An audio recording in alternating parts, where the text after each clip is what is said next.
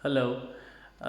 आज हम बात करेंगे कि ऑस्ट्रेलिया का जो वीज़ा प्रोसेसिंग टाइम है वो राइट नाउ क्या चल रहा है। उसमें अगर हम बात करें स्टूडेंट वीज़ा के हवाले से,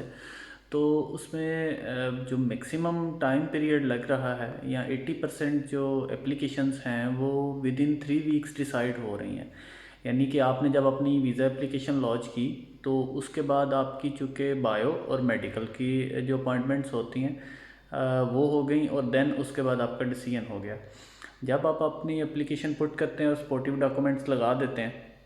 उसके बाद आपकी बायो चाहे वीक बाद है और मेडिकल भी उससे लेट है, तो देन भी आपका जो टाइम फ्रेम है वो आपका day of your online application जो है वो स्टार्ट हो जाता है जब आप अपनी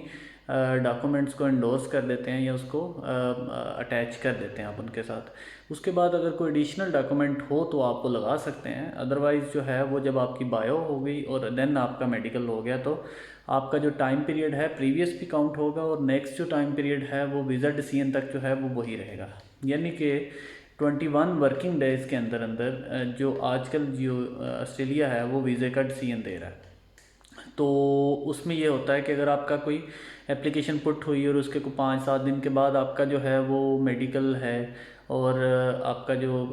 बायो है वो भी उसी सेम डे पे है या एक दिन पहले है या बाद में है, तो उस सूरत में भी आपका उसके बाद कोई 1 वीक ही जो है वो और टाइम लग रहा है आपका वीज़ा डिसीजन के हवाले से। तो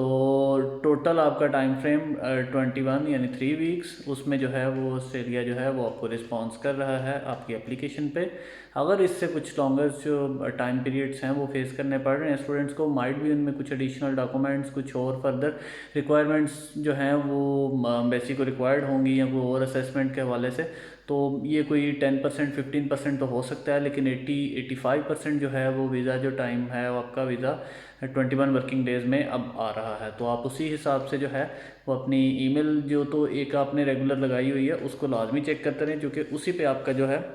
वो डिसीजन आना है। और अगर आपके एजेंट ने लगाई हुई है तो वो आपको अपने एजेंट से पूछ लें। एजेंट वैसे भी रूटीन में आपकी ईमेल अगर उन्होंने खुद लगाई हो तो वो कोई वीक तो नहीं, वो रोज़ ही चेक करते हैं 1-2 दफ़ा, जब आपका जो है वो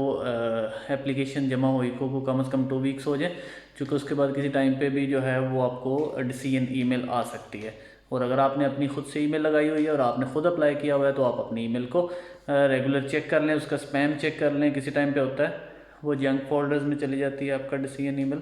तो ये भी उसमें किसी टाइम पे इशू आता है। और बहरहाल आपका जो वीज़ा जो टाइम जो प्रोसेसिंग टाइम है आजकल जो करंट है वो 3 वीक्स के अंदर अंदर आपका वीज़ा आ रहा है। Thank you so much.